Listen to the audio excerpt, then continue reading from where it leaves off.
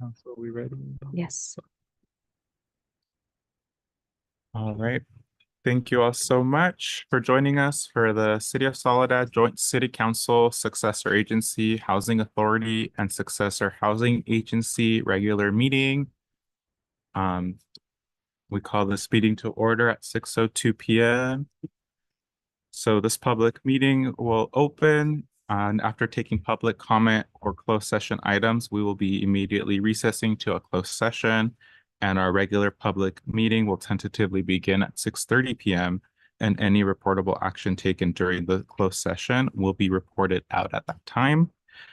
Just a reminder for folks, if you are interested in joining our meeting via Zoom and providing public comment virtually, we do have our City of Soledad.zoom.us/J/818-702-89006, or you may call us at 616-900-6833 and use meeting ID 818-7028-9006. And just a reminder for folks, if you are streaming our city council meeting anywhere other than Zoom, you will need to log into Zoom in order to make a public comment.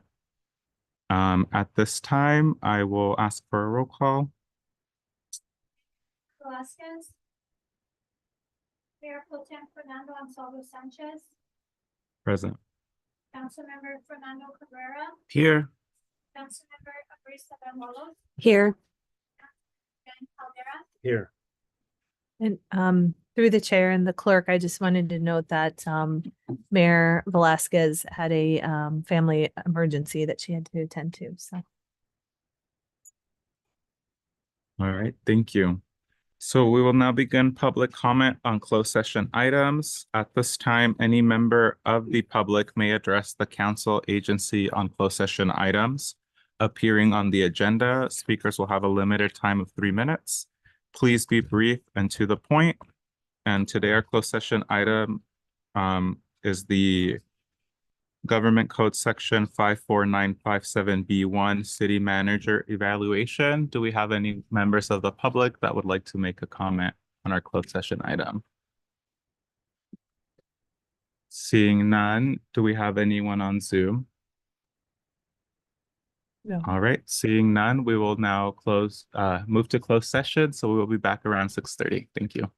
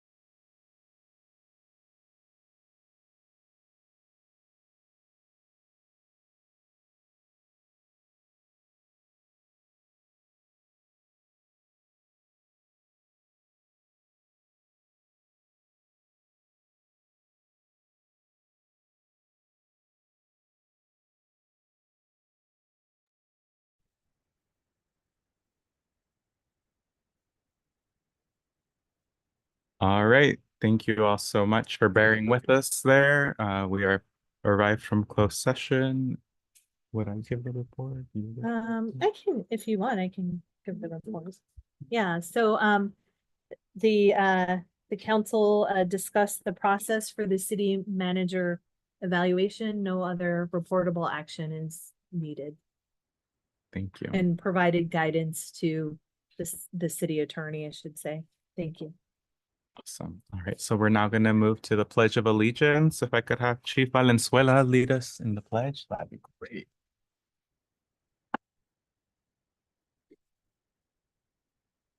Pledge of allegiance To the flag of the United States of America, and to the republic for which it stands, one nation, under God, indivisible, with liberty and justice for all. Thank you. At this time, we will be moving to public comment. Any member of the public may address the city council on items not appearing on the agenda and items of interest to the public that are within the jurisdiction of the council. A public comment card can be filled out completely to ensure the speaker is called upon to give comment. Although not required, public comments are generally limited to 3 minutes. Please be brief and to the point. No action or discussion shall be taken on an item not appearing on the agenda. So do we have any members of the public here? All right, thank you. Hello, good evening, council members. My name is Solomon. I'm here today to raise concerns about street safety, specifically the lack of a crosswalk at the intersections of Monterey and Kidder Street. So before I dive into my main concern, I am aware that there is a Soledad Youth Council initiative, the Safer Street, Safer Futures initiative that is, bringing awareness to our community regarding street safety. So I do want to just share my acknowledgement and thank them for that initiative. But I'd like to begin by sharing just my concern regarding pedestrian safety. Again, like I shared at the intersection of Monterey Street and Kidder Street. I am concerned about the pedestrian safety at this intersection because there's no crosswalk. There's no stop sign, and then also just to help pedestrians cross safely. There's no signage either to warn drivers to slow down. So, it can become a high traffic intersection, especially during peak hours. And on several occasions, I have encountered pedestrians crossing the street unsafely. So putting themselves at risk of injury. There was a recently community member that did share the same concern with me. So I would like to respectfully encourage the council to consider enhancing the pedestrian safety at that intersection with installing maybe a crosswalk, crossing signals, or again, any signage to improve the safety and protect our Soledad residents. And again, just ensuring safe and accessible crossings is a critical step to protecting our residents. No one should have to risk their safety simply just, to cross the street. So thank you for your time and commitment to making sure City of Soledad is a safe place for us. Thank you. Thank you. And then if you wouldn't mind giving your information to the city clerk to see if we can follow up. Thank you. Do we have any other members of the public joining us here in the chambers that would like to make a public comment? All right. Perfect. Let's do it. I received this public comment in Spanish, so I will read this in English, and then we have our translator that will read the original public comment in Spanish. Good afternoon, council members. My name is Lourdes Contreras, and I am an employee with Líderes Campesinas in charge of the Soledad Committee. We kindly ask that you consider adding a proclamation for the next year in support of Sexual Assault Awareness Month. This campaign takes place every year from April 1st through the 30th. During this time, our volunteer members decorate small pillows with messages and drawings, which are used in displays, vigils, theater presentations, and marches to help raise awareness in the Soledad community. Thank you very much and have a great day. And I'm not sure if I'm here. There we go. Good afternoon, members of the council. My name is Lourdes Contreras, and I'm an employee at Líderes Campesinas, and I'm in charge of the committee. Can you read it in Spanish? Oh, you want me to read it in Spanish? Yes, please. Okay, I'm sorry. Thank you. Buenas tardes, miembros del concilio. Mi nombre es Lourdes Contreras, empleada de Líderes Campesinas, encargada del Comité de Soledad. De la manera más atenta, les pedimos que consideren agregar una proclamación para el año que entra, para la campaña de concientización de acoso y asalto sexual. La campaña es del 1 al 30 de abril de cada año. En esta campaña, los miembros voluntarios decoran almohaditas con lemas y dibujos para realizar exhibiciones, vigilia, teatro, marcha y para crear conciencia en esta campaña en la comunidad en la ciudad de Soledad. Muchas gracias y bonito día, Lourdes Contreras. Thank you. Do we have any members joining us via Zoom that would like to make a public comment? Any residents, sorry. All right, seeing none, last call in the chambers. All right, we're gonna move on then to our council presentations. Oh, excuse me, I think I skipped additions, modifications to the agenda. We didn't have any though, right? I just wanted to note that on the future agenda items discussion, I'm gonna push that back till May 20th, so we can have a discussion on that. In the meantime, I'll circulate a spreadsheet to note what we've already listed as future agenda items. So that discussion won't happen on the spreadsheet today. Perfect, thank you. All righty, so we're moving on to council presentations. We have a proclamation of the City Council of the City of Soledad proclaiming April 19 to 25, 2026 as National Library Week, and we will be presenting that in person. We were going to have someone come in, but something came up, so we will be communicating with them later and setting up a time. Our next is a proclamation of the City Council of the City of Soledad in honor and recognition of Volunteer Appreciation Week, also taking place the week of April 19th to the 25th. And so if I could have the Lions Club, Lioness Club, and coaches from our community center approach the podium to be recognized. And while they come up here, I will read the proclamation out loud. So whereas National Volunteer Week, celebrated April 19th of 25th of 2026, recognizes individuals who dedicate their time, energy, and talents to enrich the lives of others and strengthen our community. And whereas volunteers throughout the city of Soledad enhance the well-being of our residents by supporting local programs and services, organizing community events, and fostering a sense of unity and belonging. And whereas volunteer coaches play a vital role in mentoring youth, promoting teamwork, discipline, and sportsmanship, and serving as positive role models both on and off the field. And whereas community groups and event organizers contribute equally by creating opportunities for residents to connect, celebrate, and engage with one another, strengthening the bonds that make our city vibrant and inclusive.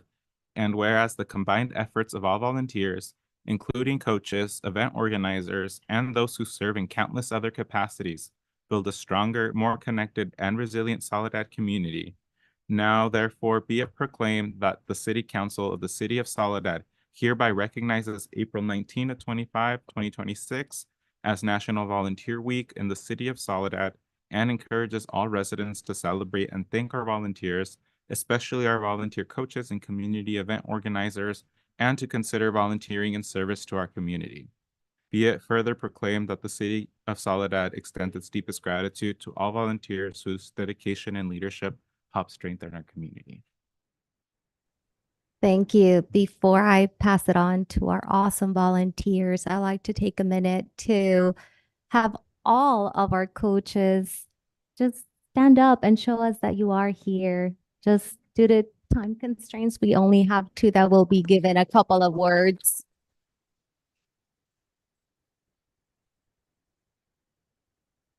And on behalf of the City of Soledad, thank you for all that you do for our community. Your commitment doesn't go unnoticed. Thank you. Just want to thank the council, and more importantly, want to thank all of the parents that entrust us with their children. to coach them, and also the staff, the rec center staff. Manny, who I coach volleyball, he runs just a really top-notch program. Came in here from Salinas. My daughter is in her second season playing volleyball, and I volunteered to coach, and it's been a game changer for me, literally and figuratively. But more importantly, it's been a deep bond that I've built not only with my daughter but with the community. So just thank you to everyone.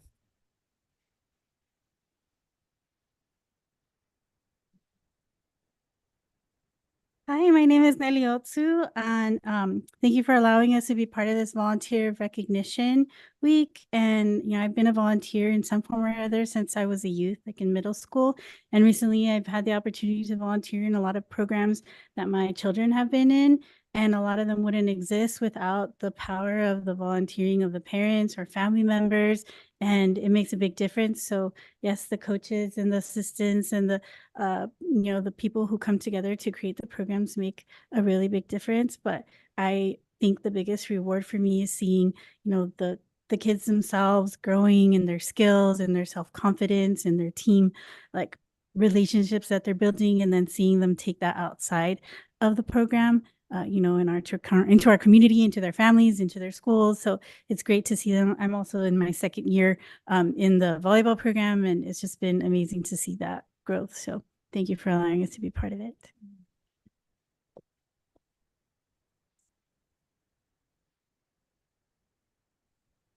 Do we have any other members from the other organizations that would like to speak?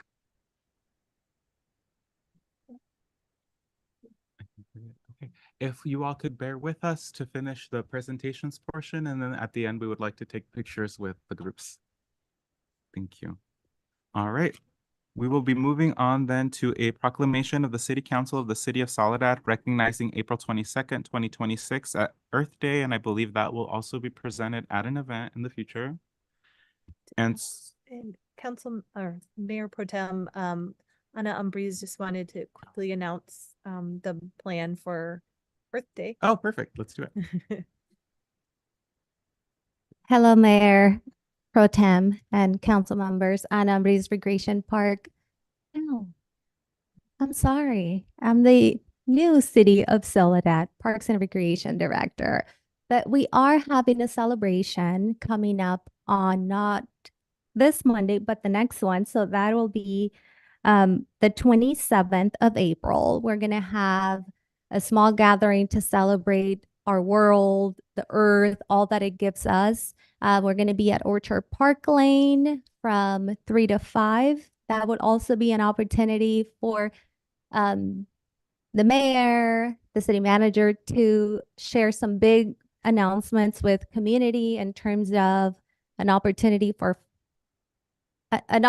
that we received. So come on down, celebrate with us. It's going to be a great event. Again, that'll be April 27th from 3 to 5 at Orchard Park Lane. Come and learn how you can make a difference in the city of Soledad. I'll defer. City manager, I don't know if you'd like to add anything else. Yeah, I think we the city received a pretty substantial Clean California grant, and we're going to be partnering with the Monterey Bay Conservation Corps. And so we're definitely opportunity to come out and sign up to volunteer.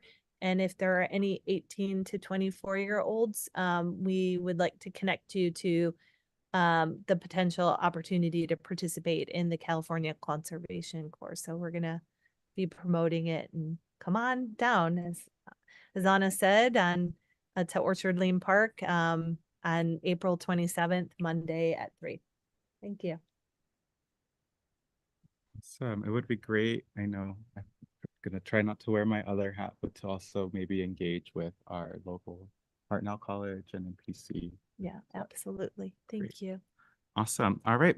Our next proclamation is of the City Council of the City of Soledad proclaiming April 2026 as Purple Up for Military Kids Month.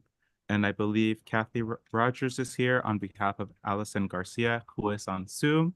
And I will have Councilwoman Bañuelos read out the proclamation. Kathy, come on to the podium, please. Right. And Allison, thank you for joining on Zoom. A proclamation of the City Council of the City of Soledad proclaiming April 2026 as Purple Up for Military Kids Month. Whereas each year our nation designates April as the month of military child to recognize and thank children of military families that are directly impacted by the deployment of one or sometimes both parents on full-time duty status in military service, including members of the National Guard and Reserves on active duty orders. And whereas citizens of Soledad appreciate the sacrifices made by our servicemen and women who defend our country against all enemies, foreign and domestic. Children of military families face unique challenges, and we appreciate their strength and sacrifice as they support their enlisted family members, at times enduring long periods of separation. And whereas we acknowledge the role we play in supporting children of military families to help them be successful in life, educational pursuits, and community involvement while their parent is deployed. And whereas former Defense Secretary Casper Weinberger established the month of April as Military Child Month in 1986 to recognize military children for their commitment, sacrifice, strength, and unconditional support of our troops, and to remind us of the opportunity to provide support and encouragement.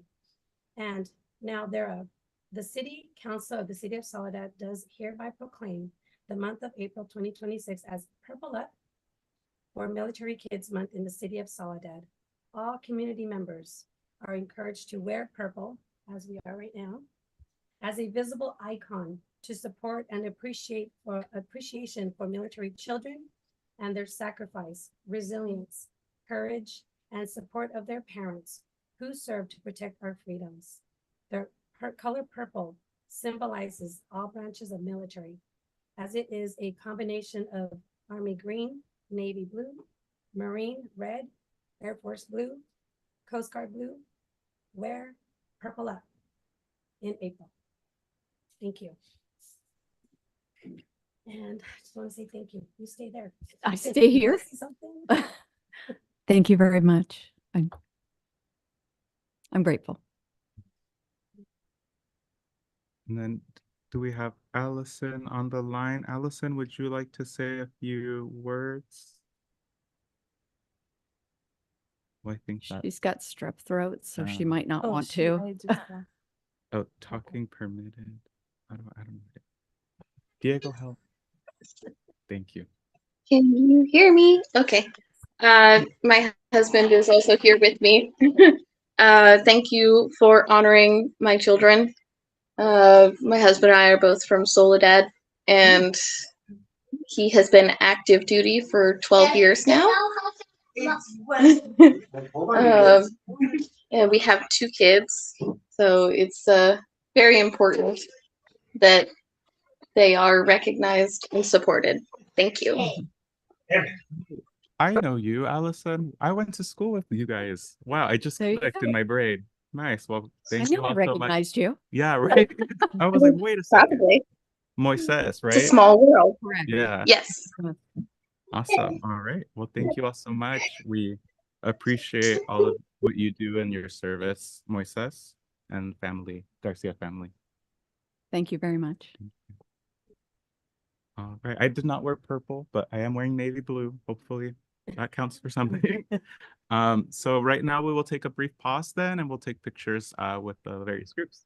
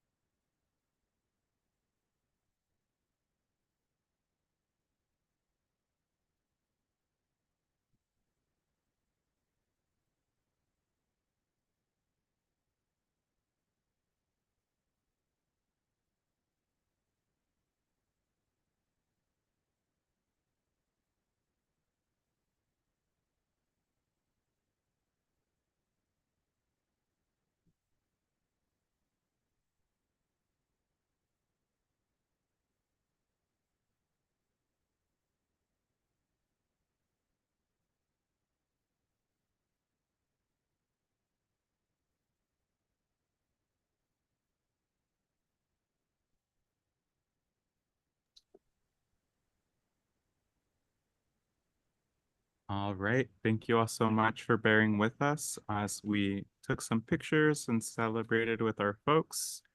At this time, we'll be moving on to our consent calendar.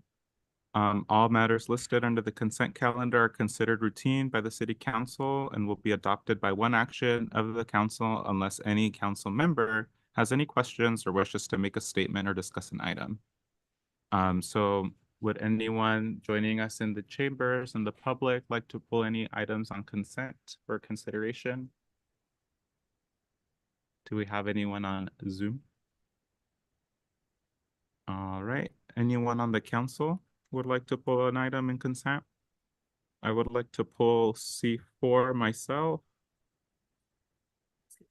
Is that one? I think that's in business item 3, right?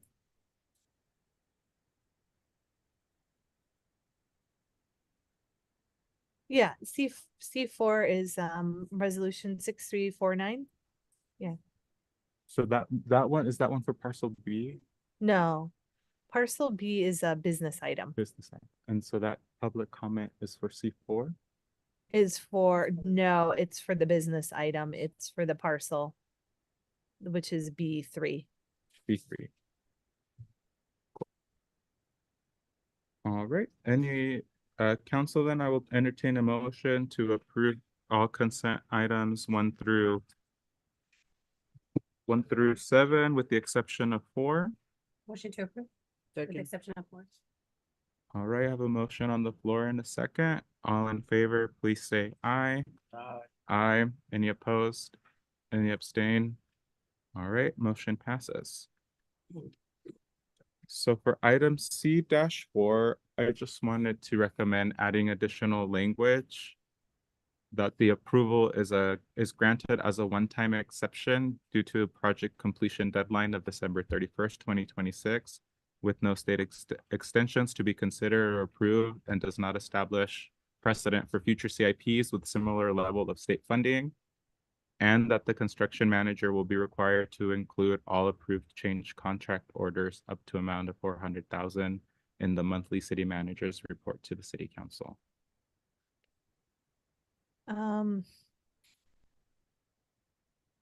I think the latter can be a direction. Okay.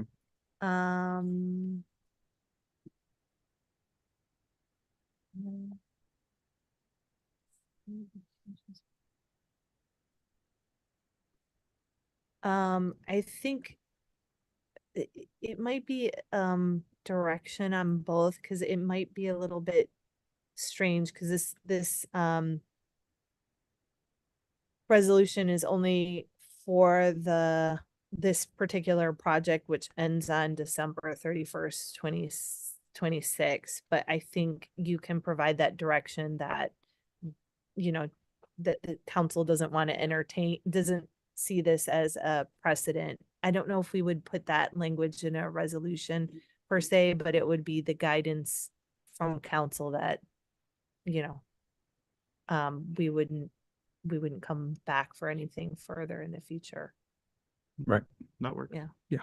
Okay, sounds good. Yeah, Noted. I think we got the direction, and we get the way it is written. I did talk to Mike Rodriguez, and the way it is written is only complying for this project, Got which has a set to be, we have to adhere to it by the 31st of 2026. We have to complete the project anyhow. Right. We don't want to run the risk of it going over by any means. Got it. Sorry, my thing fell off. All right. Sounds But good. but you can approve it with that direction to staff. Perfect. Great. So council, then I'll entertain a motion to approve items. I'm sorry, not to interrupt, but I think. Did you have a question? Yeah. Oh, I didn't Well, see- it wasn't a question, but maybe just a comment, but I wanted to say thank you for our public works departments in advocating the social media as well. And thank you, Alex, even English and Spanish. But I wanted just to remind our community and everyone who drives around the shortcuts, leave a little extra early to go to work, and also dropping off your kids, making more different arrangements. So you see the teleprompter, I'm saying the teleprompter, when you come into town, you know, there's a water project. So just a reminder, and I thank you guys for being very proactive, you know, with the media, and I'm doing my own social media on my page. So thank you. Thank you so much. Ditto. All right. Any other comments or questions? No. Perfect. All right. So I will entertain a motion to approve C-4 with the direction provided. Motion to approve. Right. Motion and second. Motion by Councilwoman Bañuelos, second by Councilmember Caldera.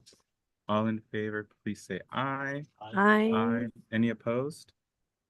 Any abstentions? All right, motion carries. Thank you so much. All right, so now we will move on to our first item of business, which is resolution number 6352, a resolution of the City Council of the City of Soledad adopting the Vision Zero action plan for the City of Soledad. And I believe I will have Alex lead. Yeah. Thank you, Alex. As I'm getting situated here and bringing up my presentation, I did want to say I did provide a set of copies for the council. Hopefully you guys have those in front of you. Awesome. And just give me a few seconds here as I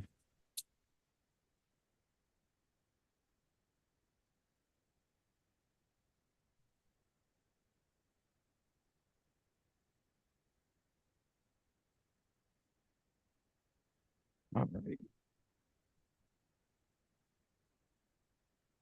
Perfect. You guys can see that okay? Cool. Awesome. Well, good evening, Mayor Pro Tem, council members. My name is Alex Ramos, Engineering Project Manager with the City of Soledad. Happy to present tonight's item, which is the Monterey County Regional Vision Zero Action Plan. That's a mouthful, but specifically for Soledad. Joining me today is Doug Bilsey with TAMZ. He's joining us virtually, and he'll be available after this presentation for any comments or questions. So getting into it. So TAMZ was awarded $640,000 through the SS4A grant to essentially create a comprehensive countywide safety action plan. This also meant helping the local jurisdictions that didn't have one create one and be part of a cohesive, collaborative whole as part of the Regional Vision Zero action plan. As you guys can see here, Soledad was one of those 11 jurisdictions. Despite Monterey, Salinas, and Seaside not directly participating, their action plans will nevertheless be part of the comprehensive Vision Zero action plan. This project was done in partnership between TAMZ, DKS Associates, Kimberly Horn, regional task force members. There's quite a few, so I'm gonna list a few here. CHP, Caltrans, Blue Zones, Monterey County Public Health, MST, and MBAG, to name a few, of course, and in conjunction with the cities. Soledad was fortunate that we actually got a little bit of a priority. Our action plan was created first compared to some of the other jurisdictions, and that's because we're in the process of seeking SS4A funding. But essentially, our action plan took maybe a course over a year and some change to complete from February to April. And each jurisdiction had a task force team that contributed that consisted of public works, police, and fire. So the Vision Zero action plan. What is Vision Zero? As you guys may already know, it's the hottest trend. It's everywhere at this point. If you haven't heard it, just to give you some information, it's a global strategy to eliminate traffic deaths and serious injuries in a certain time frame by treating them as preventable events. What does this mean for us? Well, Soledad gets its own variation of that. What is the Soledad's Vision Zero action plan, you may ask? Well, it's a roadmap, and it's a roadmap that helps prioritize and invest in the projects, places, and efforts that are the most likely to reduce the risk of fatal and serious injury crashes. It follows the Federal Highway Administration Safe System approach. That means safer people, safer roads, safer travel options, and safer speeds, in addition to post-crash care. In the event that something does happen, you increase your survivability by addressing those and looking into that. Soledad's Vision Zero action plan also identifies high injury networks. So that's the streets that are the hotspots, and of course, challenge areas. Soledad, at the result of this action plan, actually identified that we suffer the most, or I don't mean suffer, but we have an issue with pedestrian conflicts and of course at intersections. So that was identified in the action plan, and it was eye-opening. There's also strategies, projects, and funding sources all listed within this action plan. So part of the development of this plan, it really consisted of a lot of data collection and analysis. In addition to whatever Soledad was able to provide, we were looking at TIMS through Berkeley, which is a database that hosts all our crash data. We had a lot of community engagement in the form of workshops, pop-ups, online surveys. We had a first round in the summer of 2025 and a second round in the fall of 2025. The first round really was to hear the community out, listen to the challenges and opportunities for transportation and safety directly from residents. And then the second one was bringing up the challenge areas after reviewing all the data and the input and receiving feedback from the community about the proposed solutions. In total, looking at everything, we received 42 comments. It was a great turnout. This development of the plan also included 3 task force meetings and 1 individual meeting with just Soledad, the project team, where we discussed projects, strategies, policies. It allowed us to bring all our input and information onto the table and just go over anything that we had to talk about. By the end of it all, Soledad had 1 vision, 0 action plan that had everything taken into it. Next slide. So what does this mean? The plan implementation approval of this plan does not necessarily obligate the city to implement specific projects or commit to immediate expenditures. It's really a plan, a tool, if you will, to provide the city a starting point for project designs and seek future funding opportunities such as SS4A that we're currently hoping to get an application in for. By approving this plan, we will have everything we need to be eligible to submit that application. Just FYI, no pressure. Many of these projects align with the city's active efforts and newly adopted Soledad strategic plan. By us approving this item here before council, it only helps us further complete those objectives and goals that we have outlined in the strategic plan. And last but not least, by approval of this plan, TAMSI and Soledad have a mutual vision, safety vision and goal, which is to reduce fatal and serious injuries by 30% by 2030, with the ultimate goal of eliminating fatal and serious injuries by 2040. And with that being said, that concludes my presentation. Like I mentioned, Doug Billsey's here virtually, and we're more than happy to address any questions or comments about tonight's item. All right, thank you so much for that overview. It is appreciated. Of course. All right, I will now take it up to the public to see if we have any comment on this item. Seeing none here in the chambers, I will now take it up to Zoom. Seeing none in Zoom, I will bring it back to council for questions and for comments, and I'll start with Councilmember Caldera.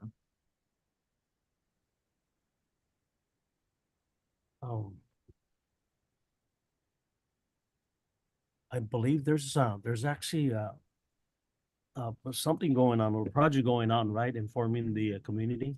Because I know that when we had the Mercadito there, we had there was a booth out there getting suggestions from the public, right? There was. So Yes. is that going to be implemented? Because I know they were under TAMSI thing, I believe, right? Correct. And I may be mistaken, and maybe Doug might be better to answer this question, but I believe that was part of another project per se. Not Yeah. necessarily the Vision Oh, Zero. not, okay, not. the Yeah, Vision. it may have had elements, but I Yeah. don't think it was specifically for this Oh, okay, plan. okay. So we are working with the public with different ideas, different, Correct. to make it safe. Yes, I know Tamsi's been very proactive in helping us through the Soledad Youth Council. Mhm. They've been participating in some of the meetings we've had with them and helping us get ready for quick build applications. So it could have been a variety of different things. Mhm. Okay, well, I think we're looking good. Thank you. Great job. Thank you. Thank you. Councilmember Cabrera. Yes, you mentioned that we have a lot of data collected, right? Yes. And in the plan implementation, it says this plan is meant as a tool to provide the city a starting point for project designs and seek future funding opportunities. Do we have an idea of what is going to be included in the design? What streets we're going to work on, or what are the elements that we are going to focus on? So I might throw this at Doug, but just to give you some information, the safety action plan actually has a list of proposed projects and improvements, and they're all in address, or they're all tied to what the data reflects through this action plan, right? And that's mainly addressing intersections and then pedestrian conflicts. And of course, there's elements like traffic calming, safety improvements at intersections in general. But to better answer your question, Doug, if there's anything else that you can maybe add to that? Yes, thank you very much. First, I'd like to thank your staff for being such good team members on this important document. And what I think what Alex was kind of saying before is like this is your beacon, and you go back to this to look at guidance, and it's a living document. So that for right now, we expedited Soledad to get this approved to open up a door to funding for Safe Streets for All funding that the grant is coming up really soon. So if you see something, and we kind of expect you know, after looking at it each year, TMC either every year or every other year is going to be updating the regional plan, and we can certainly come in and make revisions to yours and add to it. The one thing you want in right now is to have projects listed that you want to go for Safe Streets for All funding next month. So that's it's okay if you don't have the project on here right now. We can add it later, and you get to the level. But this kind of gives you a guide on what we think is important. You know, what does your community like from their lived experience, and you know, what does the statistics say, and what should be the focus? So that's where we are right now, and we could always add specific projects as needed. But this doesn't preclude you from doing that. It just means that if you want to go for Safe Streets for funds this month, and this is the last cycle for it. So really, if you need to go for it next month, you want it in this. If it's not in the plan right now, and you weren't going to go for Safe Streets for All grant, then it's not going to make any difference. Can I Please. say something? So I do want to let council know that this plan is connected to our strategic plan, and we were very specific about, and this also ties into Safe Routes to School. So these are all like connecting the dots. So just to give council an idea of what's in our strategic plan is an urgent thing, which we're tackling through the, you know, the various sources of funding. Pedestrian improvements at Orchard Lane and Gavilan by Jack Francione, Main Street and Gavilan Drive, Benito Street and Gavilan Street, which I think is already underway with H-SHIP, but I'll have to. Right. And then, of course, other applications that we got going on. In addition to what Megan has said, Yeah. we're also gearing up to apply for ATP Cycle 8, where we're looking at major improvements along our major collectors, Gavilan, Orchard, the northern part of West, if you will. So a lot of these are all just meshing together and helping to support one another for funding opportunities. The reason why I ask is because I remember TAMC gave a presentation to us a few months ago at the community center, and they were talking about the points at the streets that needed a lot of help, and they presented a graphic where on the streets that most of the accidents occurred and the times that it happened. And because I drive constantly through Gavilan, if you drive around 5 o'clock, 6 o'clock in Gavilan, going down in the afternoon, you don't see the lights. There's no lines on the street, and it gets really confusing. And then when you do the same thing by going east on the morning, your view is completely black by the sun, and you don't see lines again. So my main concern is that we have the major streets covered first, and also that I believe that our youth council is also involved in some form in this project. Yeah. If I may add, Megan, and council members, I was going to say, I'm happy you bring this up because this is not the first time we've heard that. And we're actually working on a citywide striping plan where we're addressing items such as that, because we recognize that the striping has deteriorated and we are in the process of bringing striping back. So that'll be one of the intersections and sections of Gavilan that we're looking at. We're also planning on redoing Orchard Lane and really take advantage of those really wide streets, buffered bike lanes, and all that other good stuff. So it is in our to-do list. We're just waiting on a lot of the heavy activity to kind of settle down because we don't want to put something down and then they tear it up or something, right? So just a matter of time now. Thank you, Alex. Right, Councilwoman Bañuelos? Quick question, just to add it what he just said. You're adding Metz Road too by San Vicente Orchard? The striping. No. Okay. Only if it is incorporated in the city. It is incorporated, but I know it. Anyway, Alex, thank you. Thank you very much. And Doug, thank you so much for the partnership, for many years with Tamsi. And I missed the action plan that Soledad had last year. So I did attend King Cities, but I mean, even though I was at King City, it actually is just the same that we're going through right now. But I do want to echo Doug, if you can clarify. I know that there was Tamsi there at Mercadito, as Council Member Caldera said, that's for another project, correct? I believe so, Okay. but Go ahead, Alex. No, Doug, sorry, I was gonna reference you and if you knew. Okay, so I hope I can explain this because I work on this, and so when you look at the roles going forward, TAMC has our own safety action plan, and that's going to be kind of like that umbrella. So when you look about engagement and setting up youth councils and things like that, we are actually planning to go for a Safe Streets for All grant for TAMC to help the member agencies take care of that, because we feel like our role is we can do the regional kind of things like that with getting engagement out there. That's kind of what we do really well. You do it too, but sometimes that it's easier if we take that on. So in our action plan, we have more of those types of things for, like, how does someone use, a website for how do you use a roundabout or this, and a youth engagement group. So we're going to go for a grant to do that. And we have an ATP project coming in. Somewhat from what you said is we're going to start developing tools so that people can say, this isn't a feel comfortable street, and we're going to have a tool so that we could go out and assess that and say, does it have streetlights? Is there fast cars? Is there a lot of volume? So we're working as a team, and TAMC is kind of doing the lifting for all agencies just to help you guys out. So I hope that helps answer a couple of things you were worried about, that we do have public engagement.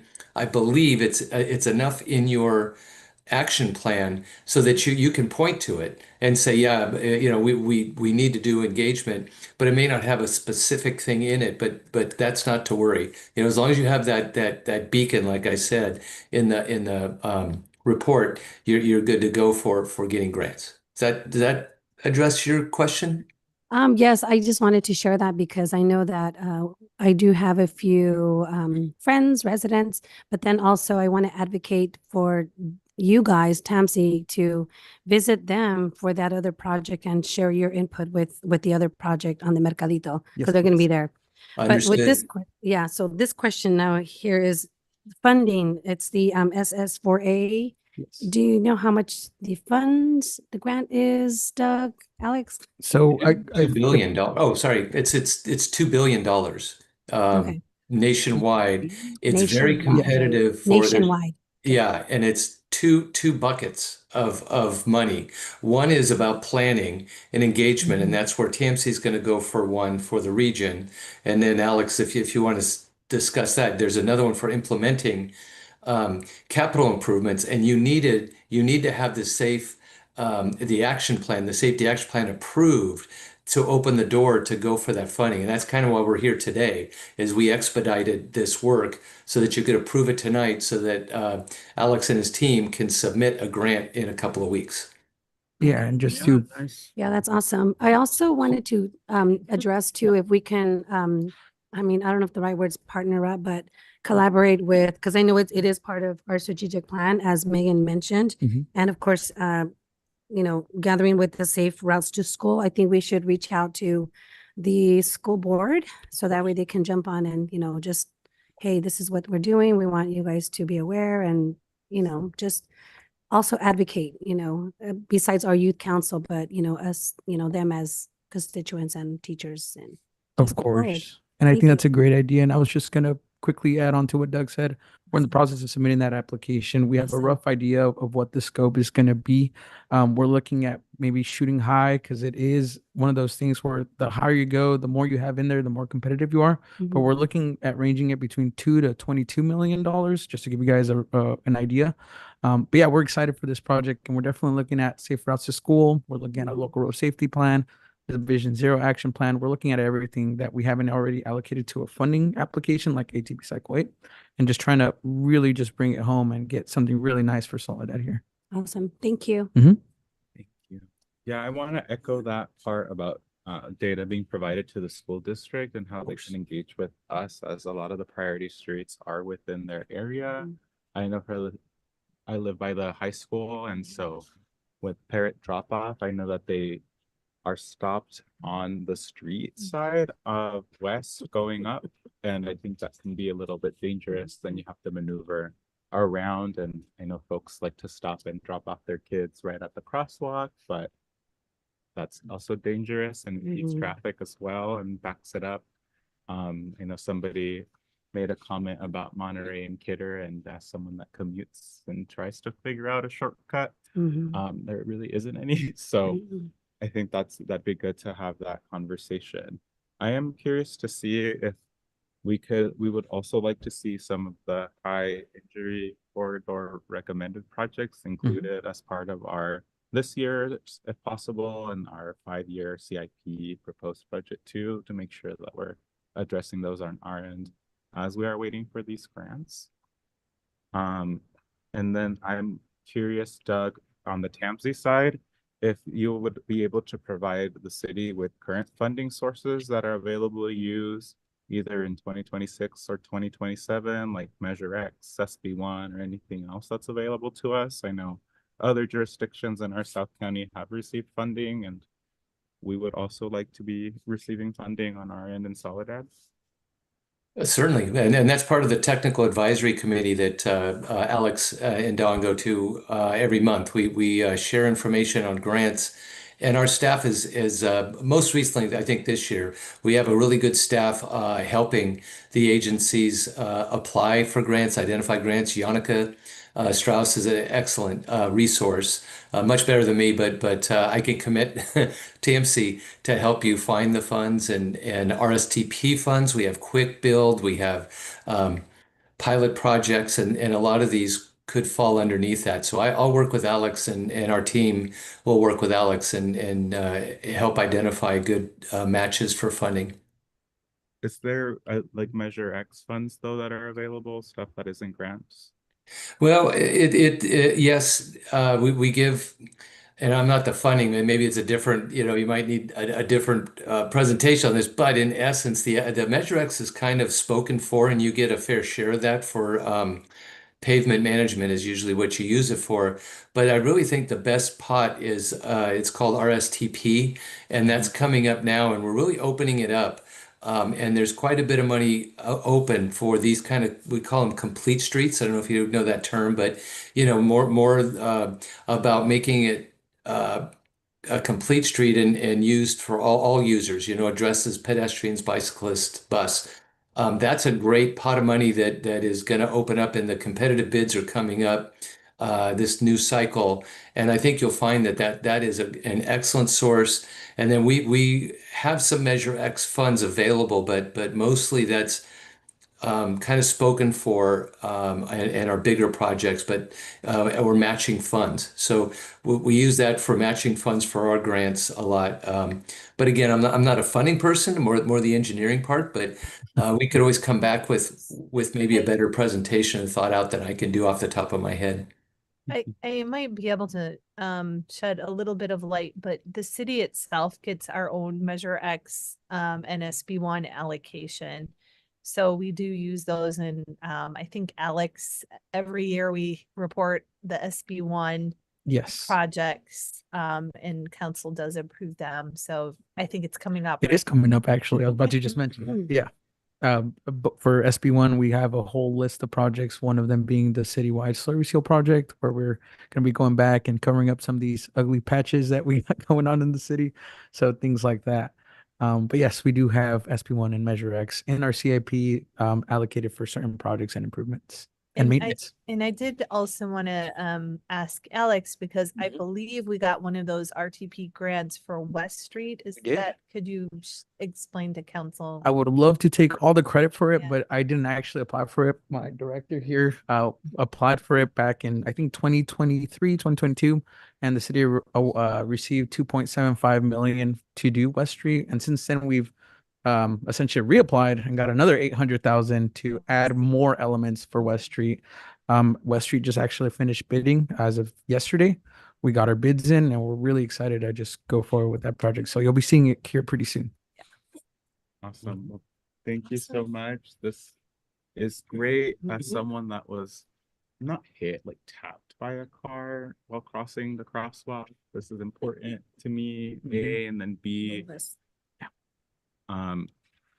reminder again, I feel like I say this a lot of the time, that the law is that you have to wait for the person to finish crossing the crosswalk before going. And I know we're in a rush, but we do have a school in every major street, so we got to be careful to make sure that we're allowing folks to cross the street with their children safely and to pay attention and listen to the crossing guards.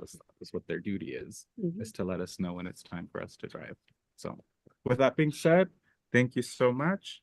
Council, I guess now I'll entertain a motion to adopt, approve resolution number 6352. Motion to adopt and approve. Second. All right, we have a motion by Councilman Bañuelos, a second by Councilmember Carrera. All in favor, please say aye. Aye. Any opposed? All right, any abstentions? Motion carries. Thank you so much. Thank you, everyone. All right, so now we thank you, Doug. My pleasure. Thank you. Thank you, Don. Hi, Doug. Thank you, Don. And Hi, Don. all right, so now we'll be moving forward to the resolution number 6353, a resolution of the City Council of the City of Soledad in support of City of Soledad Measure A measure establishing a special parcel tax to be levied on properties within the city based on land use to fund fire and emergency medical services. And I will defer to Chief Lukenbach. Thank you.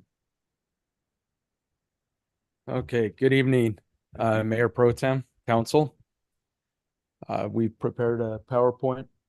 Okay.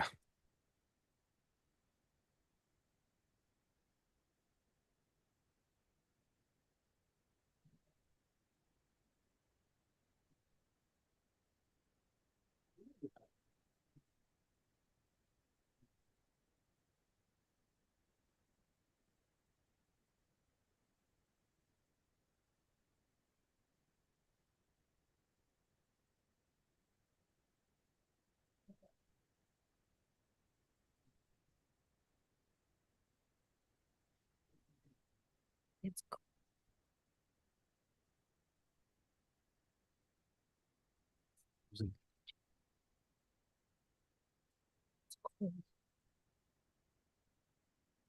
Beatrice is here to use her her laptop.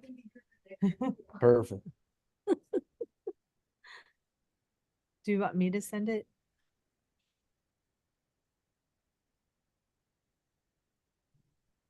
Do you need me to send it? Okay.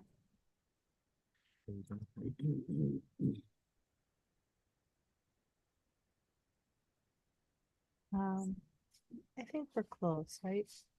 Do we need a break, a technology break, or are we good? Let's take a quick, like 3-minute break. Perfect. I can go to the bathroom.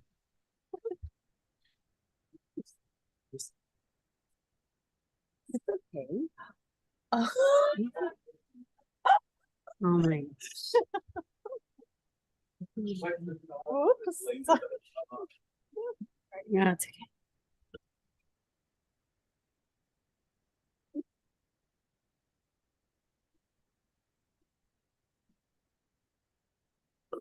Right? Right? What are you laughing for? Huh? The what? That is my evil laugh. Iron Lawrence. Like what? Jason, Jason. I don't know about that. Oh, that is my somebody that I knew a long time ago. She would call it yeah, but she would call it the good old boys laugh. The knee slapper.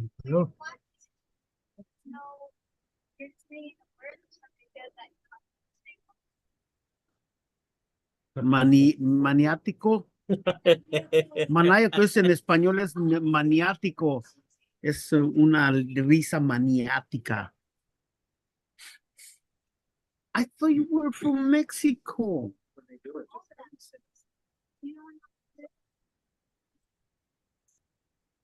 Yeah.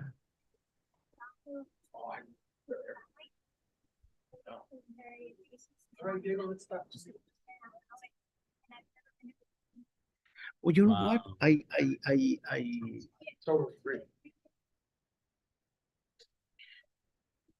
when I came to United States, I watched people that didn't speak Spanish at all.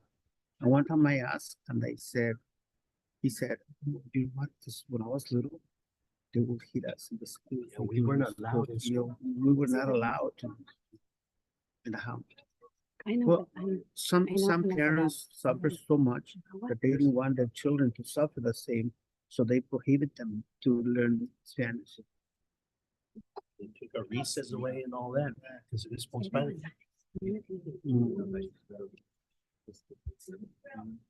That's why I have to be late. Yeah. Oh. You know, the other day, Darlene, Darlene, the other day I was watching a video, and then a lady from England was criticizing the American English. She was saying, you know, you guys We're change the same. the language. For instance, sometimes you don't pronounce the H. Like you said, herbs. Oh my gosh, Why? I know They have an him. H. I know him. That is famous. Oh my You gosh. call it herbs? Why don't you call them herbs? Yeah, it was like, oh my God, yeah. And then Where did I used everybody to go? use words like that. It's not 3 minutes yet. Just Spanish kidding. class. Because I will put like knife. Well, we have I quorum, so would we can say, start. Is this cannabis? But I want With a K. You'll be fine. That comes from German pronunciation. Yeah.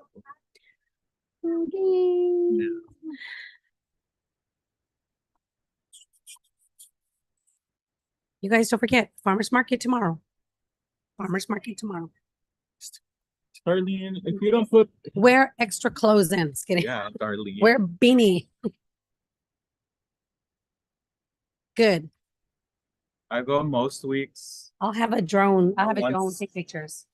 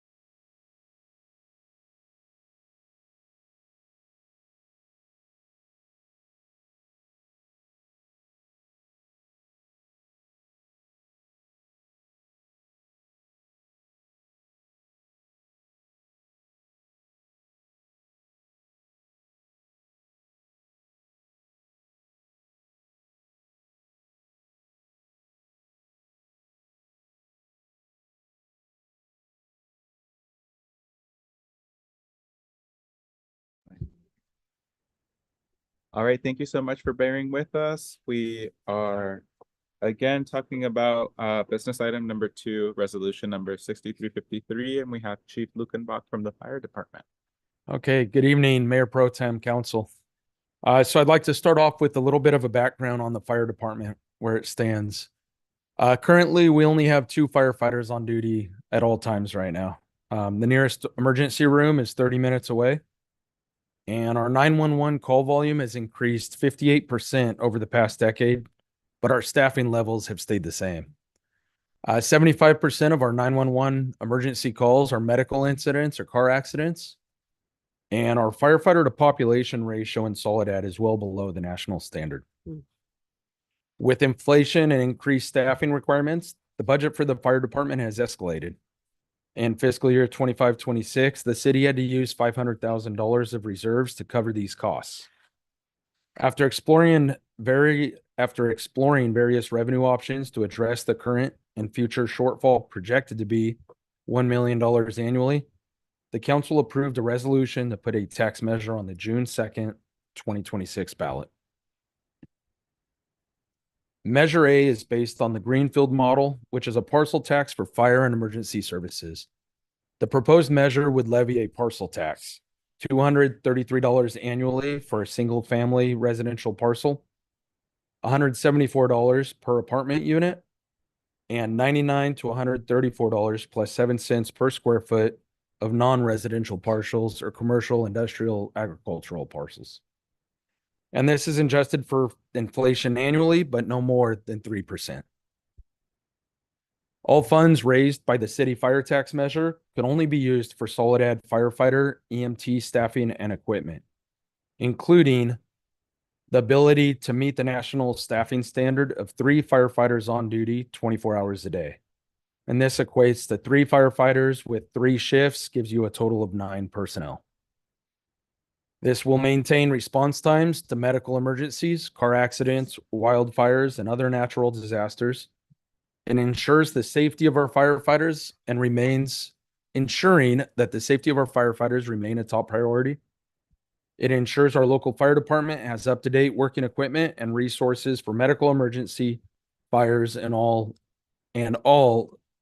hazard incidents. All funds would be spent within the city of Soledad to provide fire protection and emergency response services. Independent audits and oversight would ensure funds are spent as promised, and no funds can be taken by the state or used for any other purpose. Staff is recommending the adoption of resolution number 6353, supporting Measure A, the Soledad parcel tax measure, urging Soledad citizens to learn the facts concerning the city's current fiscal condition and the status of the Soledad Fire Department to make a reasoned and educated decision concerning Measure A. Recognizing the restrictions imposed on the use of city funds to support ballot measures, and representing that no public funds have been or will be used to campaign for or against Measure A. And that concludes our PowerPoint. Thank you so much.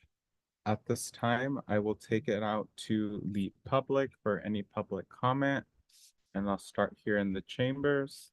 Seeing no comment, I will now take it up to Zoom. Seeing none, I will bring this back to the council, and I will start with Councilwoman Bañuelos for questions or comments. Chief Lukebak, thank you so much for the presentation and the slides provided. Just a question that was brought to my attention. Question in regards to why do we, how do I rephrase this? Why can't we go back to volunteer firefighter? Please explain. I'll let Megan, if you want to Yeah. answer that on behalf of the city. Yeah, so I think there's a national trend, and I actually read an article about it in the Atlantic, I think, one national newspaper not too long ago, that cities are having to close their fire departments because they were volunteer and they can't find volunteers to serve. The requirements today are different than they used to be in the past. And so what's happening with all of the training and expertise you need to be a volunteer firefighter, you can easily get a job with a professional force, with a good paycheck for that training. So in the past, not to say that the volunteer firefighters weren't trained, but just, because of litigation and everything, that it's grown and grown and grown. And so over time, I think it's been harder and harder for folks to staff a volunteer firefighter. I know that Councilmember Caldera was once a volunteer firefighter in Soledad, and I think it got to the, and I don't really know the history of what transpired to go from volunteer to a professional firefighters, which is what Soledad did. But I do know that when we transitioned to CAL FIRE, it was because we had pretty significant fiscal problems back in 2012. And I think when we did the analysis and tried to fund a department without the support of contracting out to CAL FIRE, it was cheaper for us. And then Mike Howard, who's here, did another analysis and looking at, okay, if we did not contract out for firefighters from CAL FIRE, could we support in-house fire personnel? And when we did the analysis, it was more expensive. So the city has already taken a lot of fiscal changes to the way that we operate fire services by contracting with CAL FIRE to reduce those costs. And one of the reasons why we picked CAL FIRE is because there are certain economies of scale. Like we don't have to pay for a full fire chief. We have a fleet personnel, but it's a portion of, because we're able to work with other jurisdictions that also use CAL FIRE.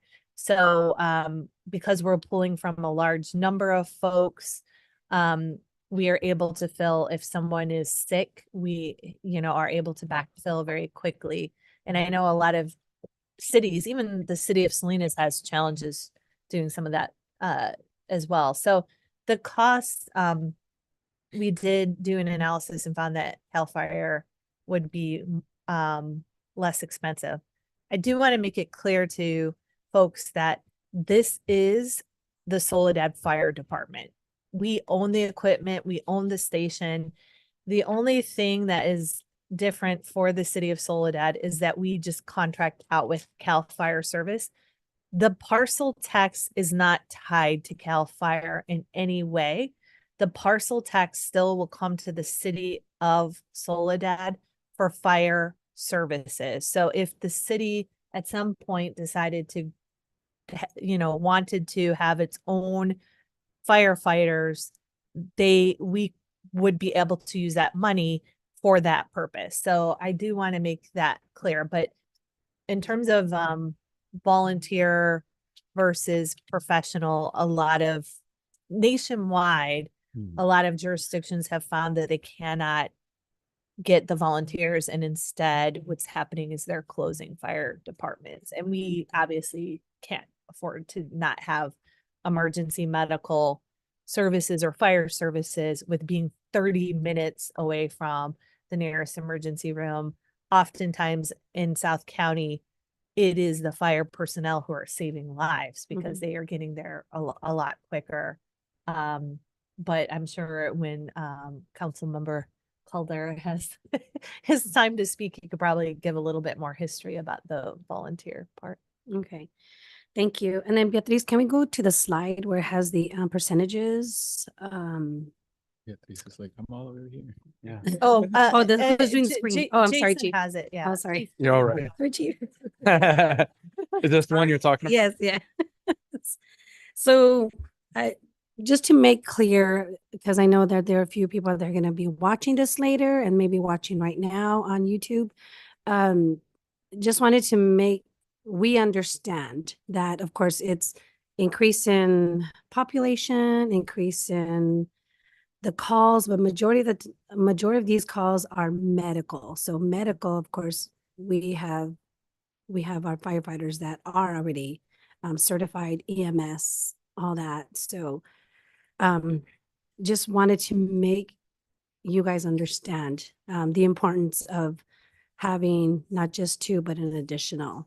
And, you know, I think all of our cities are in a crunch, you know, with the budget. And that's the reason why Gonzales is doing that and Greenfield's doing that too. So, I mean, we're in the same boat, you know, and I stress to all of us, you know, continue to shop local because this is our tax dollars. So we want to make sure we use this here. And of course, we are supporting South County because we get those calls too. So we're assisting. Absolutely. So that's it. Thank you. Councilmember Cabrera. Yes, I have actually two. So one of the things that I got from the public is if Gonzales and Greenfield can do it on their own, why we cannot? And the other one is, so what is happening in those cities that we're not willing to go through? So the public can understand the differences between cities, our city and the other cities next to us. Maybe if I could just confirm, do you mean why we don't have an in-house? Yes.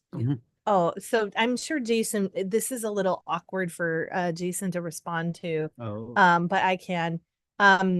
So we can, but because money is a problem, you know, we have to be frugal with Soledad funds. We determined that the cheapest way to have our own Soledad Fire Department is to contract out with CAL FIRE for the personnel. Because instead of having a full-time fire chief, we can pay for part of a fire chief and get the expertise. You know, Jason or Chief Lukenbach has been our battalion chief for 6 years. 6 years. Almost 6. And we get someone of his caliber, and we're only paying a portion of that salary versus if we were, you know, a jurisdiction, we would have to pay 100% of that personnel. Same with a fleet mechanic, same with training officers. So we're able to pay a portion instead of, if it was in-house, we would have to have more staff than what we do because we have, you know, our 9 full-time officers, we will if this passes, but right now we have 7 firefighters, but then we have some portions of those staffing.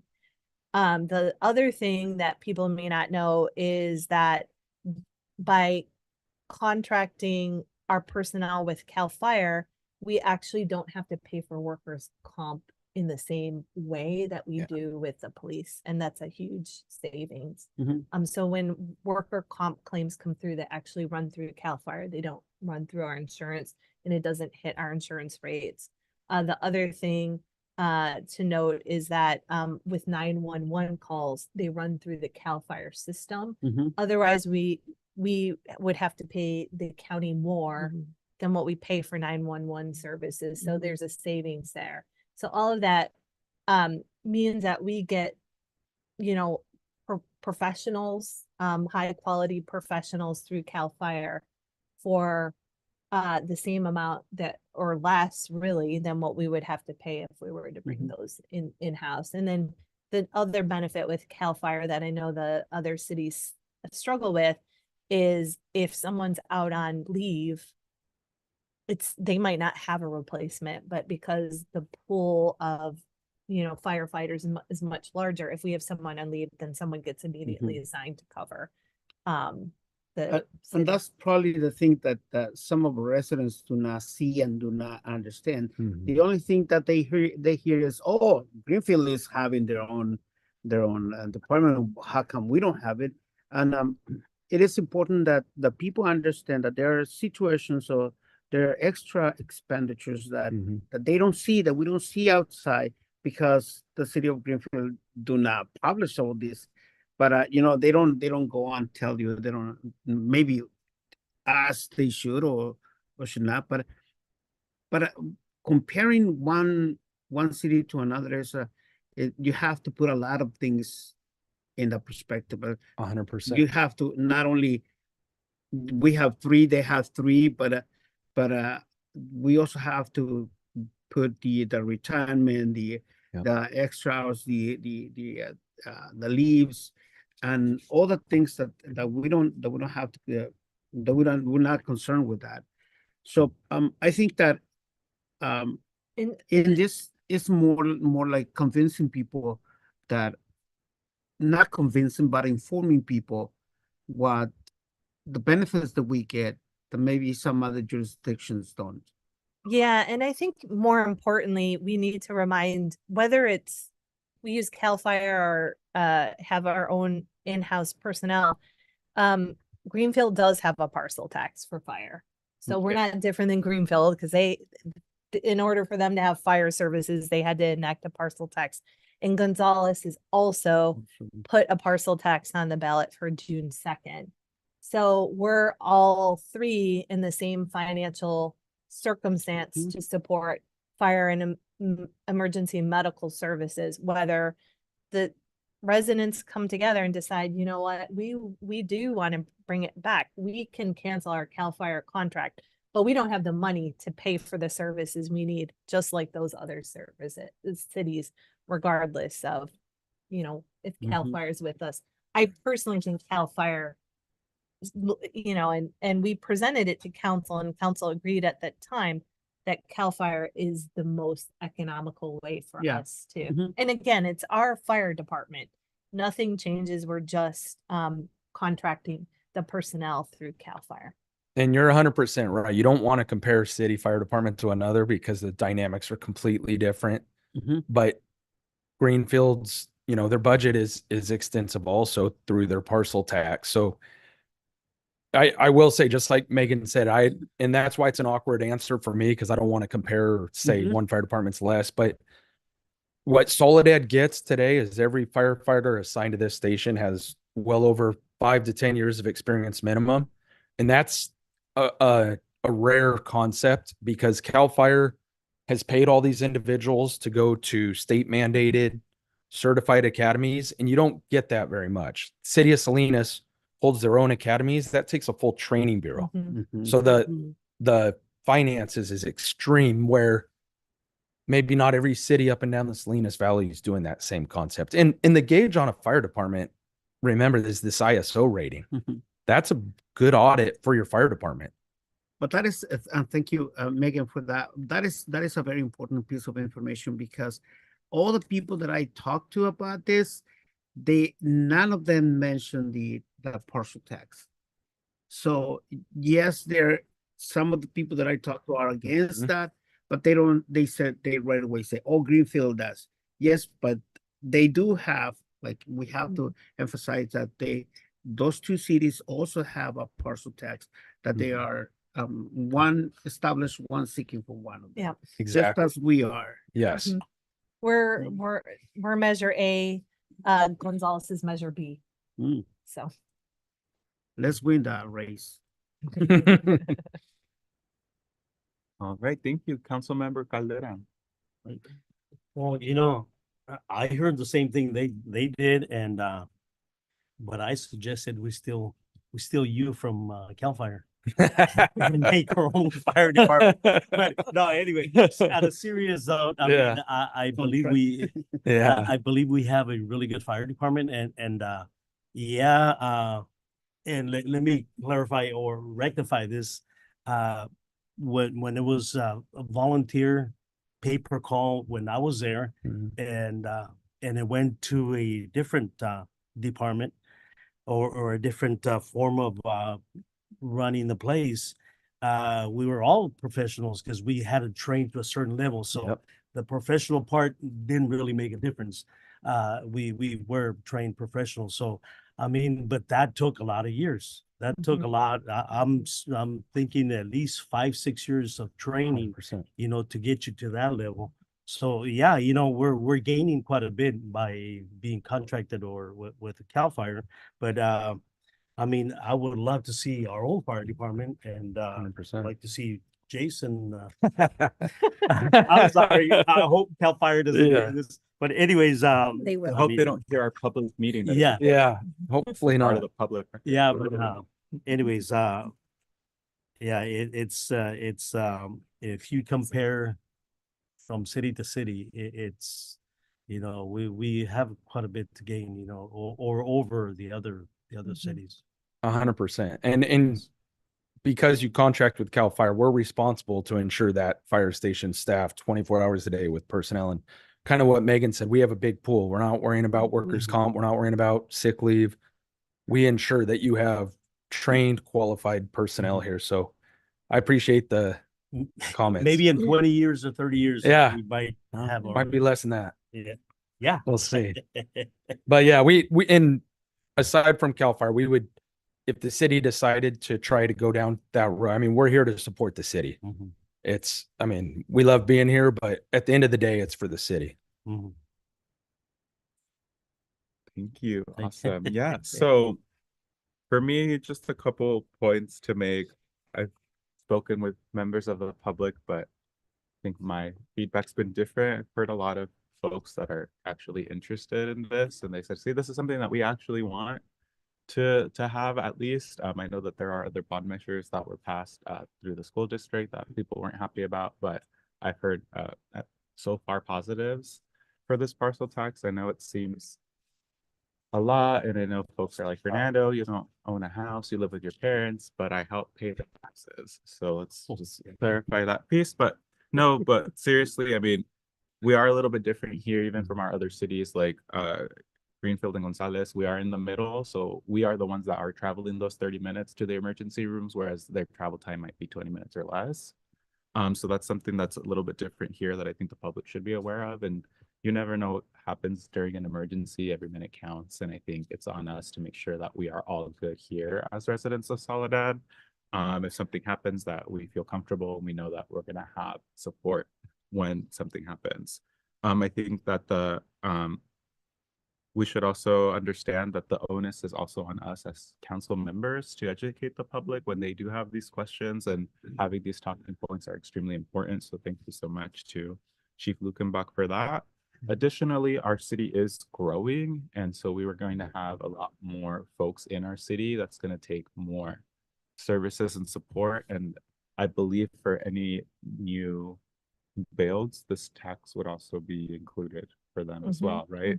So there's that going on too. As we're moving and having more and more folks, they're going to also be paying their fair share, right? But it's going to mean that we're going to need more of this staffing support. But I think those were all the points that I wanted to make as well. So yeah, at this time then, council, if we are good, we can motion to, I'll entertain a motion to approve resolution number 6353, motion by Councilmember Caldera, seconded by Councilwoman Bañuelos. Maybe next time Councilmember Cabrera and I will get a chance to first or second. You guys are on it today. So all in favor, please say aye. Aye. Aye. All, any opposed? Any abstentions? All right, motion carries. Thank you so much. And now, oh, I had a little glitch there. Now we will be moving on to business item number 3, resolution number 6354, a resolution of the City Council of the City of Soledad approving and authorizing the city manager to execute a letter of intent with HMBYLP to purchase Maryvale 2 Parcel B for $2.5 million and authorizing a $10,000 deposit in an escrow account for the purpose of facilitating affordable housing. And I believe we have. You know, I am gonna ask if it's okay if Beatrice, who's so dedicated and helped throw some slides together for me and stayed through the meeting, if she wants to do the presentation. I can try. And then Thank Well, you, Beatrice. thank you. Good evening, Mayor Pro Tem and council members. So this is an idea that our city manager in my department, community development, we have been exploring in collaboration with the county. As you may or may not remember, last year, we brought to council the entitlement for parcel B. That's a parcel that is owned by the Aga family. And they were going through the entitlement process. This project is currently entitled. It's a little over 4 acres. And the current entitlement is for 37 small lot single family units and 24 multifamily units. This project is a market rate project with a small lot housing, which will make it a little bit more affordable because it's a smaller lot. But they are subject to the inclusionary housing ordinance, which is they will have some units that are deed restricted. So 5 moderate income units, 4 low income units, and 4 very low income units. In conversations with the county, we learned that they have some of the PLHA funding from the entire county, including some of Soledad's funding that at some point we gave up to the county. So we're trying to collect that funding and trying to see how we can find ways to purchase this property. The owner is asking for 2.5 million. We will have to get it appraised and make sure that that's the actual market value of the property. But we've had, and this is the plan that was submitted by the developer.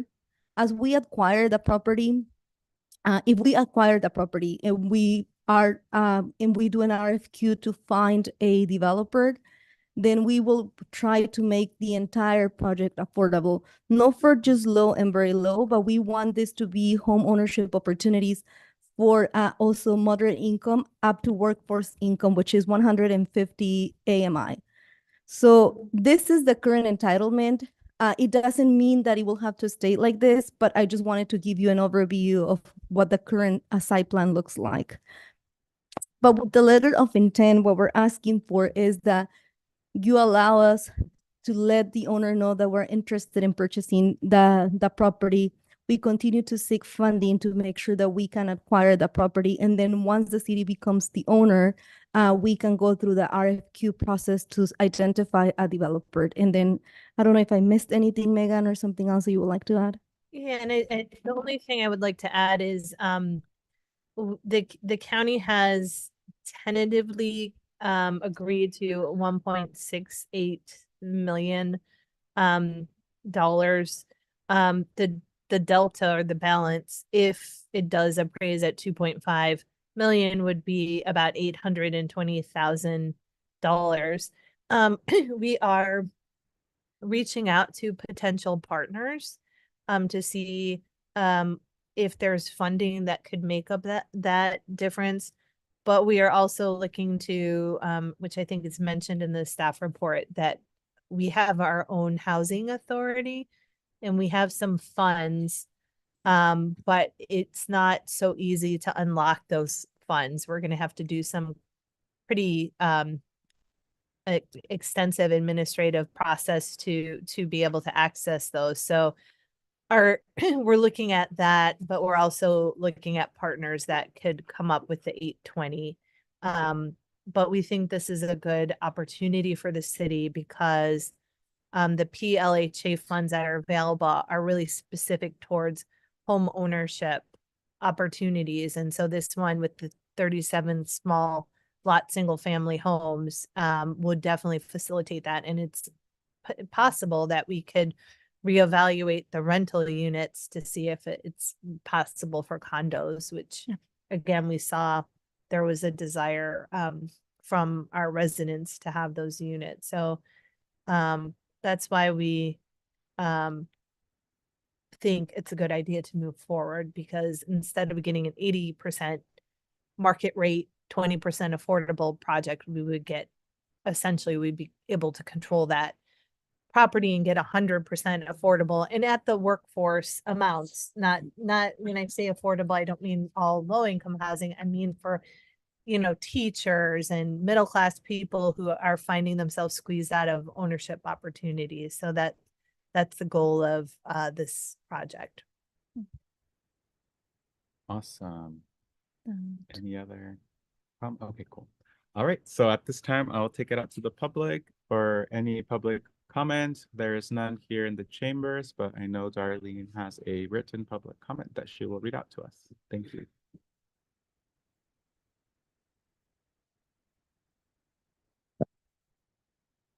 This public comment was received by email. This public comment is from Catherine Steeler. Habitat for Humanity Monterey Bay is proud to express our strong support for the City of Soledad's initiative to acquire a 4-acre site near the community center, park, and other local amenities for the development of attainable and affordable housing. This thoughtfully located project represents an invaluable opportunity to provide hardworking families with the stability of home ownership within a vibrant and well-connected neighborhood. Access to schools, recreation, and services promotes long-term family success and strengthens the social and economic fabric of the community. This year, as Habitat for Humanity celebrates its 50th anniversary, we reflect upon 5 decades of building homes, communities, and hope, both globally and right here in Monterey County. Our organization is committed to creating pathways to affordable home ownership through partnership that empower families and foster inclusive communities. We look forward to working alongside the City of Soledad to turn this vision into reality and to continue our shared mission of ensuring that everyone has a safe and decent place to call home. We believe in opening doors and framing futures one home at a time. Thank you, Catherine. Thank you, Darlene, for reading that public comment. All right. I will now take it up to those of us joining us via Zoom. If anyone has a public comment, seeing none, I will bring it back to the council for questions and comments, and let's switch it up, and I'll start with Councilmember Cabrera. No? Oh, yes, I have, just two little questions. Actually, it's more like one comment. So this is just to authorize the payment of $10,000 for the escrow so that we can begin, or it's kind of like expressing our desire to purchase that, right?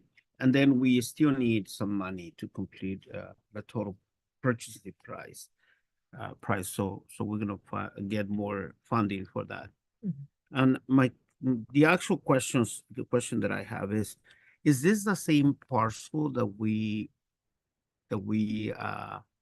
went through a few months ago, in which we removed 12 mid-income housing to convert it into market No. price? No? Is that No. parcel E? Yeah, I think, I'm sorry, Beatrice, I think probably there's a lot of confusion because at one point, we were gonna amend parcel E to allow a land swap on parcel B, but that did not move forward, so there is no parcel E and B swap. So parcel E is moving forward. They're gonna fulfill their housing requirements as required, 24 moderate units on that site. And this one, when we came to the entitlement, we mentioned that swap is not happening anymore, and so that the inclusionary housing requirements would be on parcel B, as Beatrice explained. So no, that we're not doing Okay. that swap. To be short, we're not doing that swap. Okay. Yeah. Yeah. Any other questions or comments? No. Alrighty, Councilmember Caldera. Any questions or comments? I actually think it's a great opportunity for the city to be the taker of this deal here, I believe. And now us having the oversight of the whole project, we can put our own restrictions on any kind of loan, and want to keep it low income, and even if it's for a 30-40 year lock on it, You can do that. Yeah, and if we do use the PLHA funding, there will be a restriction on the multifamily. If we do multifamily rental, it'll be 55 years.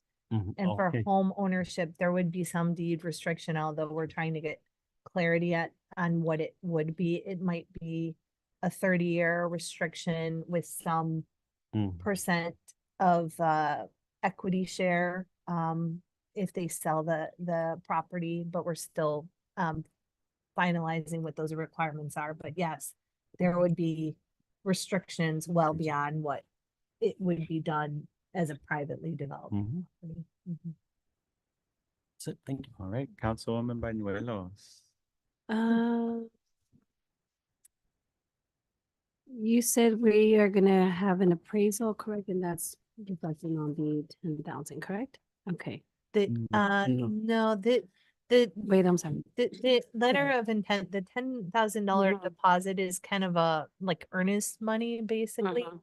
Mhm. But if we don't move forward with the deal, it would be refunded back to the city. But it would allow us to do, there's a couple of things we have to do. We have to do an appraisal, we have to do some soils work, and then it would allow us time to get the funding. Okay. And Beatriz, can you put the slide back where it's the map where you highlighted the area? Yes. So I just want to make sure I clear with our public, this is where we're talking about. And it's not what you had mentioned. Councilmember Cabrera, it was B, not, yeah, no, el otro. This one? There you go, that one. Do you mind if I? And if it's clear- helpful, I meant to also include another slide. This may be a little bit more helpful to just differentiate between the two different projects. Yes. So parcel E is the one up here to the top. Mhm. Oh, I don't think you can see my No, that can't screen. see it. Give me 1 second. So there we may have a be some couple of confusion. infill Yeah. projects, but parcel E, it's another project owned by the Okay. same family. That one that is one up is near here at the Sakala. top, Mhm. towards the end of our jurisdiction boundaries. Yeah. And the one that we're talking about right now is parcel B. It's Yeah. right here, right next to Orchard Lane Park. Okay, and that's right there between the cemetery, just to make sure the public understands. It's near the cemetery area and the park. Yeah, Okay, yeah, right next to, Yeah. yeah, right next to Orchard Lane Park. okay. I think this is good. Of course, in the future, there's going to be concerns of traffic. But again, traffic's everywhere right now. So we have to make sure we continue to stay proactive. I think that it's a good approach, people that are moving here, teachers also, we want to advocate for them to stay here and take ownership. Yeah. That's all for me. Thank you. And just for clarity, I believe the map that's not this one, the other one that was presented, that it was just like a rendering. It's not what would move forward. And I think that would be now on the city and whichever developer, correct, to Yeah. kind of Yeah. revise.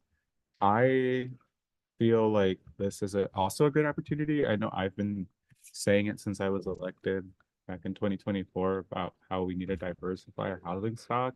Having smaller lot homes would be great. I think also having more of a town home vibe where it's like you're not sharing like up and down, but you're sharing side to side might be nice too. I know we were talking about condos, but maybe that could be something to look at. But I think it'd be great. And then I think just for clarification, also that $10,000 deposit associated with the letter intent would be funded through general government impact fees as the site's locations adjacent to our park, Orchard Lane, and presents potential for broader community serving uses. And I know that you brought up the traffic point, which is a great point. And I want to also remind the public that we do have a circulator MST route 32 that is very close by to this area. And also it serves our Hartnell College, and I don't work for Hartnell, I work for the other one, but I think it's great that we have that close proximity as well. So I think this is also a great thing to move forward. So that's the end of my comments. I want to thank you, Habitat for Humanity, for your public comment.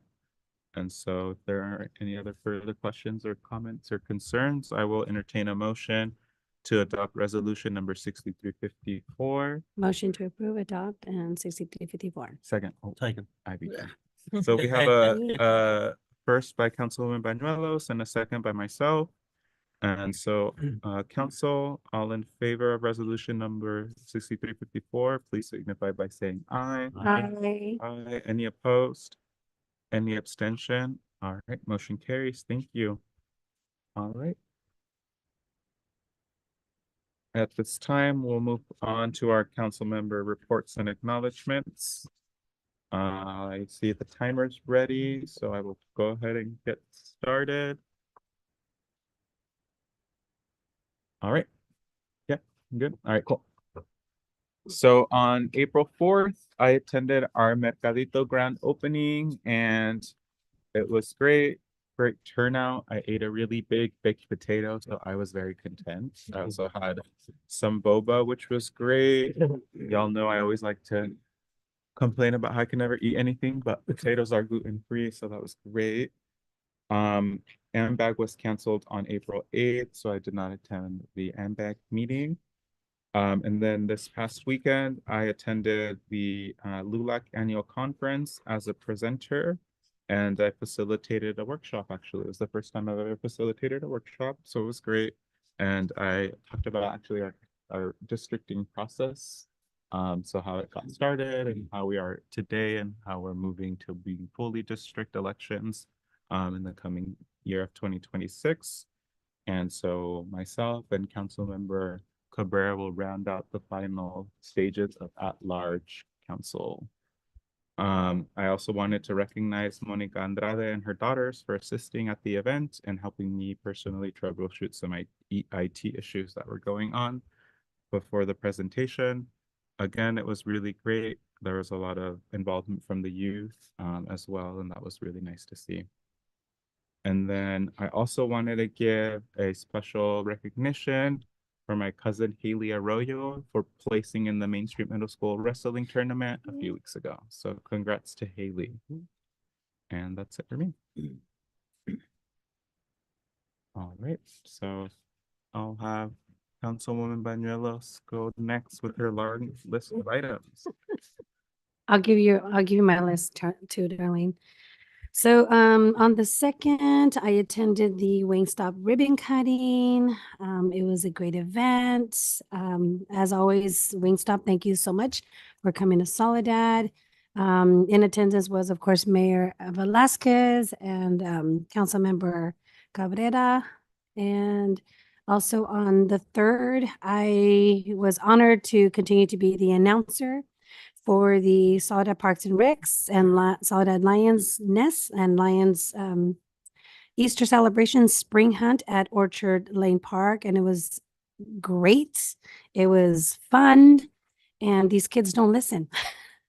So anyway, we'll do it better next year with continued partnership. So I just want to say thank you again to Soledad Parks and Recs, Soledad Lioness and Soledad Lions. And I think there was an unexpected call for the Soledad Mission Rec District that wasn't in attendance.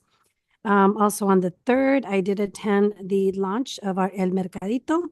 And I wanted to say thank you again to Monterey Business Council, MBCS, and also the Soledad Economic Department, and I think it's the Soledad Chamber of Commerce that partnered up with El Mercadito. With El Mercadito, it was great. I was promoting on my own social media, so everyone was in attendance because I also announced it at the Easter celebration to go on in and support our vendors there as well. So I just want to say thank you and continue to support our local businesses on Front Street as well. Also, I attended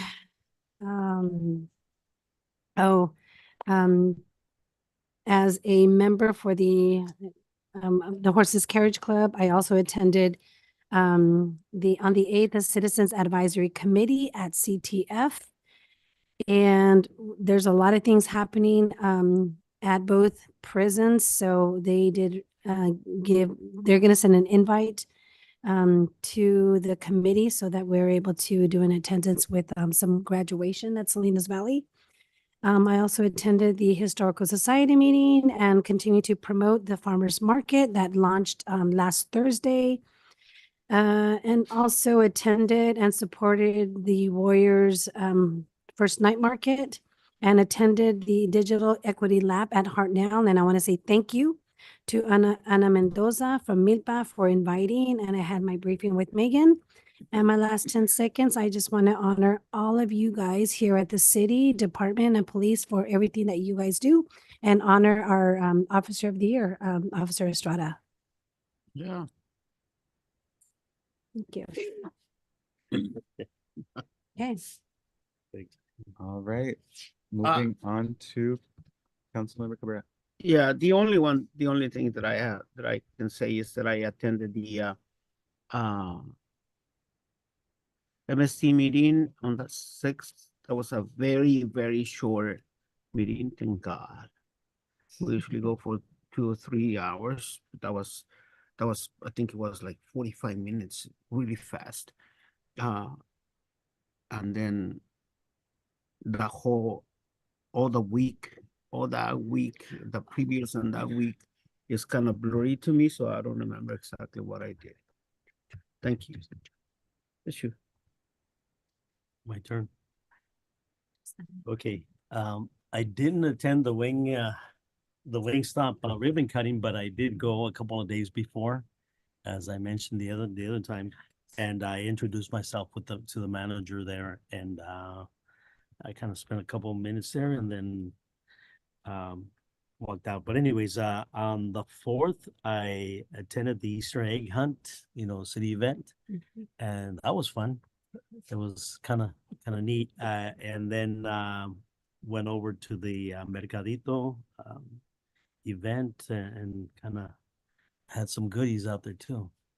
Anyways, on the and also on the 8th, attended the farmers market kickoff day, which was kind of fun, and kind of walked around the Soledad Historic Society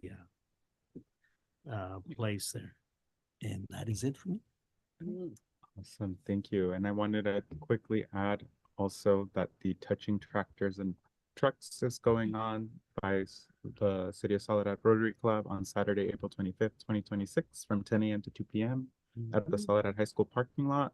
Come explore a variety of vehicles, meet the people who operate them, and enjoy a family-friendly day of full fun. And through the alliterations and through the chair, I would like to add. Oh yeah, go ahead. let me finish. And then the admission is $10 for adults, $5 for students. This exciting event is hosted by the Rotary Club of Soledad and helps support local community and youth initiatives. And then also, I think the carnival is taking place this week. So inviting folks as well. So it starts tomorrow, and inviting folks. I can see them from my house, so I know they're there. And Councilmember Cabrera. Yeah, I wanted to add that the MSC is going to bring one of the new buses that they have. They purchased, I believe they purchased 11 or 12, and they're going to bring one so that the children can see and people can see, and they also plan to bring a trolley, I think. Yes. The pretty good thing is that they just remember this. They are planning to bring the double-decker buses to South County because of the constant and a lot use of it. So we're gonna have, hopefully, in the next couple of years, we're gonna see double-decker buses. That's awesome. And I hope that we will also see a express route from the South County to the Monterey Peninsula for our students that go to CFCUMB.